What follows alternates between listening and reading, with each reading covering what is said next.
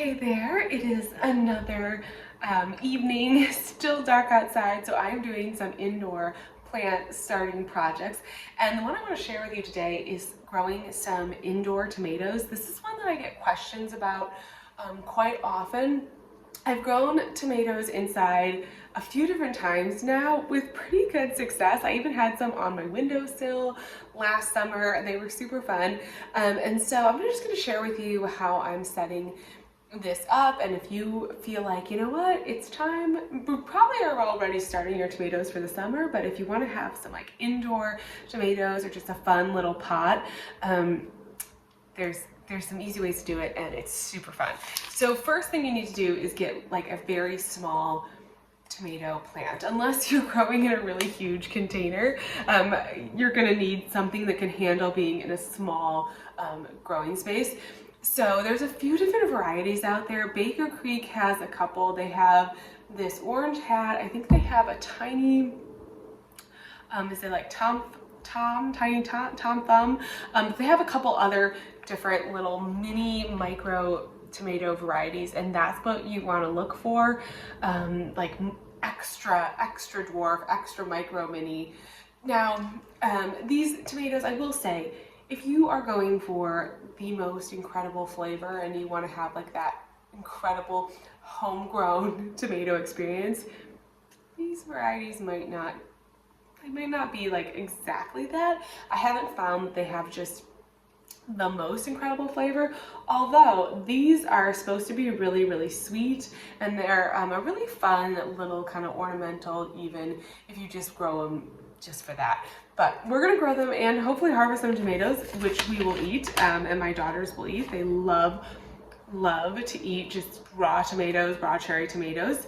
So that's what we're gonna do. And I actually have a decent size container. So you can grow these in, like, I've grown these outside on the patio in just like 4-inch, 6-inch pots. They've done really well. I've got a little indoor, well, I guess it doesn't even have to be indoor, but I have a little self-watering planter that I want to try out, and I think it'll be super cute for some tomato plants.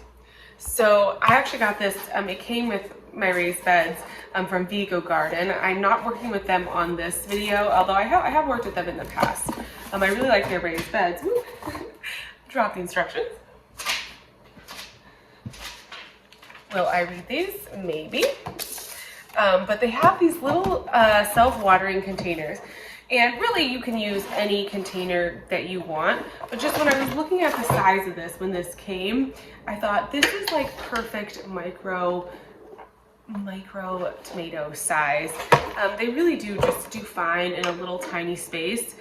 And the self-watering is kind of nice because obviously that just makes things simpler. And when you have small containers, especially if I do, let's say I grow this on the windowsill and then it's still going once the weather gets warm and I go ahead and bring it outside. Obviously when you have small containers, then sometimes, you know, things dry out really, really quickly. So it's actually nice to have that self-watering feature. It looks like there's just the base and then this slides in. The other feature that I like about it though is that it comes with a little trellis. Now, these micro tomatoes, especially, what is the name of the tiny Baker Creek tomato? It's not Tiny Tim, because that's a slightly bigger micro tomato. Tom Thumb, I want to say. Those are like so tiny, you definitely don't need anything to stake them. I wouldn't say you even really, for the orange hat, you don't really need to like stake this tomato or give it any support, but a little support actually might just kind of help and keep it upright. Let's see how this goes. Just gonna angle this down a little bit, and then we'll get out the little trellis. I just also thought it was cute since it's a micro tomato. Whoa, that it's gonna have like a little micro trellis. Okay, there's all kinds of features here. I am gonna need to read the assembly guide. So I think that this is probably the water gauge. Yep, so that's gonna go in here. That's gonna be fun. We'll be able to tell exactly how much water this plant needs. And then they've got a few little pieces here. Does that cover it, maybe? All right? Anyone else just like never read instructions? I just did not. Oh, here we go. Oh, perfect. Okay, so we're gonna put this in. This is just gonna be so adorable. There we go. Let's build a little trellis for our little micro tomatoes.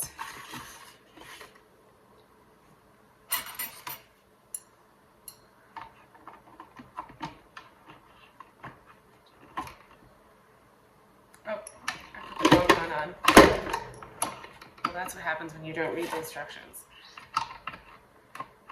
There we go.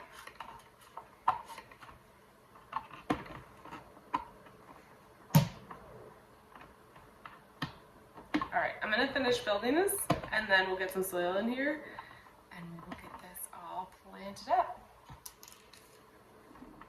All right, so we've got some soil in here and I'm just gonna put maybe two. I'm gonna put 3 seeds because these are a little bit old. 3 little tomato seeds right in the middle there. Now, totally, that is probably enough for this container. I may, because it's me, I can't help myself, I'm gonna stick 1 little basil seed. I'm only gonna use 4, 1 in each corner, just to see. And just, I think there'll be enough room. We'll see how that goes. But a little basil in each corner. I just picked this red Reuben. This is like a Genovese style, kind of purple basil. Basil and tomatoes are a classic combination. And you know, maybe it's a big enough soil reservoir. You know me, I just have to push the limits a little bit. But how cute is like a little trellis when we get a little tomato here. And so you can grow these. I'm gonna try to grow this tomato on one of my really sunny windowsills. Now, if you have like a north-facing window, if you're in a really cold climate, you may have some issues growing like a full tomato on a windowsill without some support, some lighting system, you know, grow lights. I think that we'll see how it goes. I'm gonna try it in my windowsill. I have a pretty sunny space with a nice south-facing window that's pretty bright. And so I'm hoping that the tomato will do okay. If it starts stretching, I do have extra grow lights, so you could pop like just a little grow light. They even have like those little ones that are just like on a little stick for like a houseplant grow light. You could totally get away with a houseplant kind of grow light over these tomatoes. They're not gonna, you know the difference, and they're basically gonna be houseplants. And then we're just gonna grow them. I just think my biggest advice when it comes to like a container indoor kind of tomato like this is just to get one of these micro dwarf varieties. I mean, that's really ultimately all that you need. But you know, of course, if you have like a little mini tomato cage, that's fun too. So I'm gonna water this. Unfortunately, I had this potting mix in my garage in a bin and it got kind of like really dry. I'm kind of afraid right now it's a little bit hydrophobic. So it's not absorbing water super well. Since this is a, the reservoir in here, and this is a self-watering container, it's gonna have some water continuously, hopefully rehydrating it. And so I'm hoping that actually will help.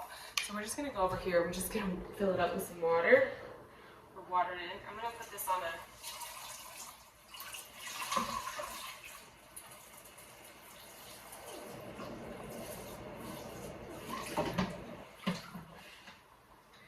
because that soil is so hydrophobic, it's gonna take a little while for that water to soak in. So I'll refill it a few times until I start to see that little register here showing that we're full, and then we'll know and we can clean it off and I can get it to a spot on the windowsill.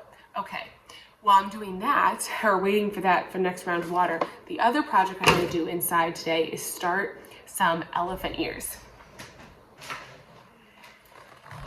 So I was at Costco today, I'm not affiliated with Costco, but I saw that they had like this bag of 9 elephant ears.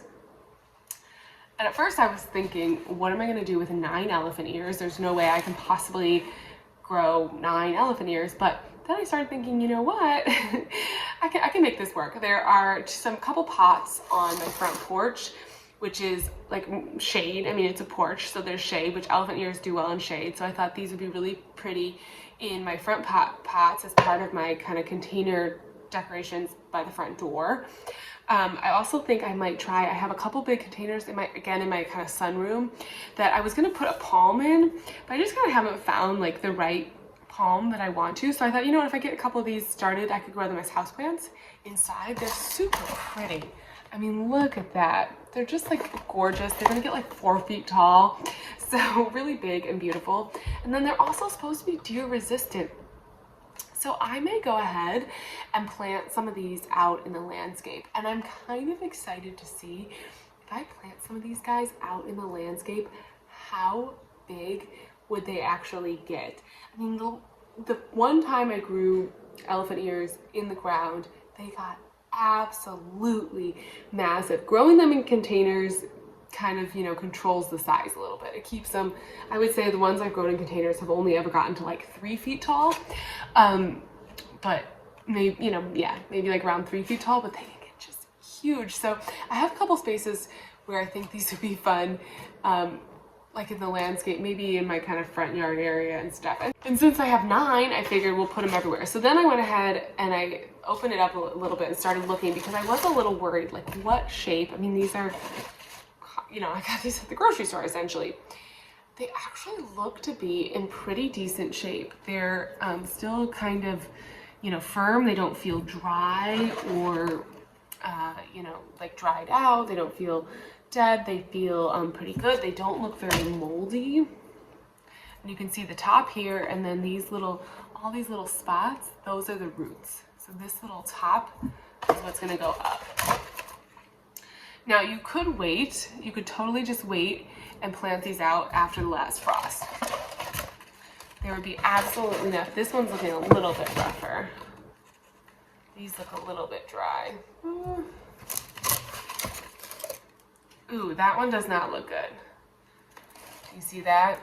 This is like a healthy one. That one, I wonder if it'll start.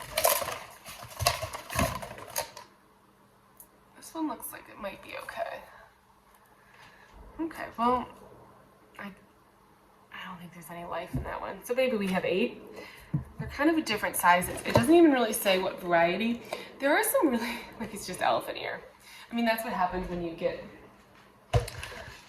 things like this, you know, at a big box store or something. You don't get the varieties. There are some really, if you get into elephant ears, there's some really cool varieties that you can get that have all kinds of different features.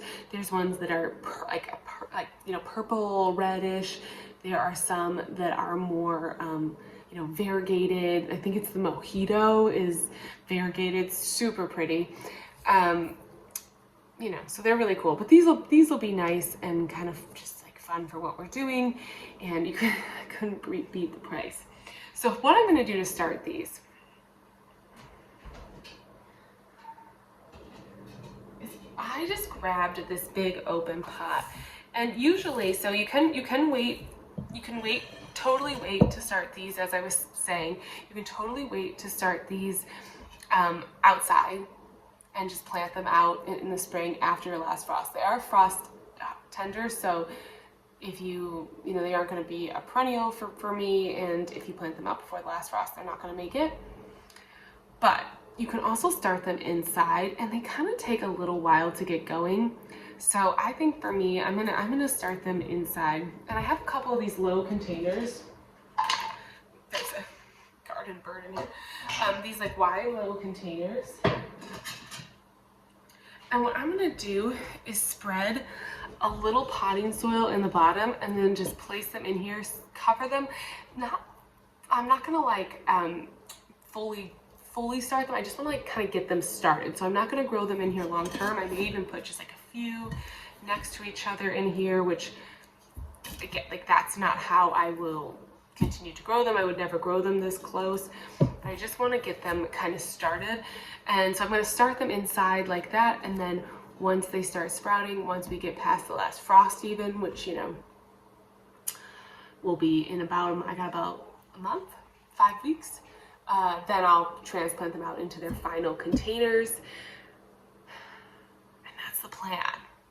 But I kind of want to see, I kind of don't want to bury them super deep, and because I kind of want to see what's going to happen with them.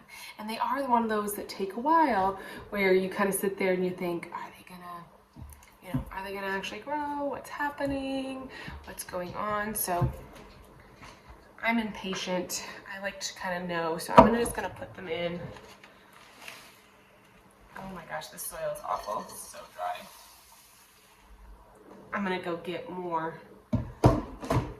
potting soil out of, I got some outside. In the morning I'll go get more. I'm just gonna set them in here. Just do a few, and then I'll do another little layer of potting soil on here.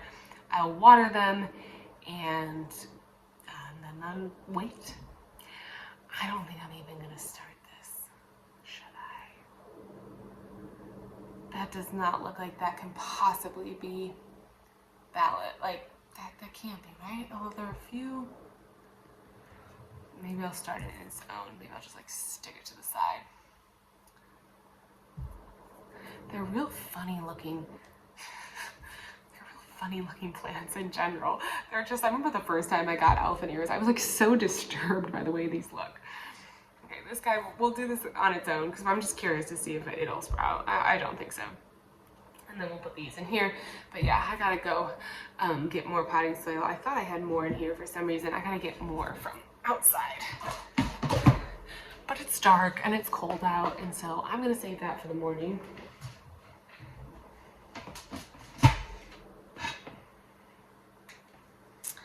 But this at least got me a good start. Got me on track. So once I get them in the soil, I'm gonna water them in. I'm gonna water them in just basically one time. And then I'm gonna wait until I start seeing some growth on them before I start watering them continuously.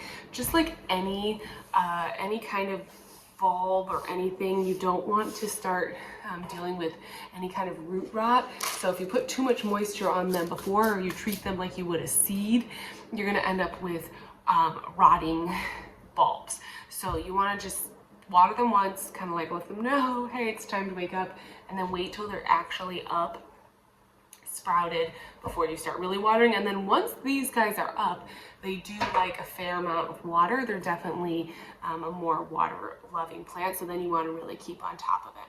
So I'm just gonna like put these in and water them, and then stick them in with my seedlings under the grow lights. Once they start coming up, we'll keep them under grow lights until it's time to find places to plant them out, and then we'll plant 8, hopefully 9, but definitely we'll plant the 8 out there, and that'll be super fun. All right, so I think I'm just gonna put these somewhere where the cats can't try to mess with the elephant ear bulbs. You can probably hear the cats running around. It is that time of night. And I think that's it for me for today.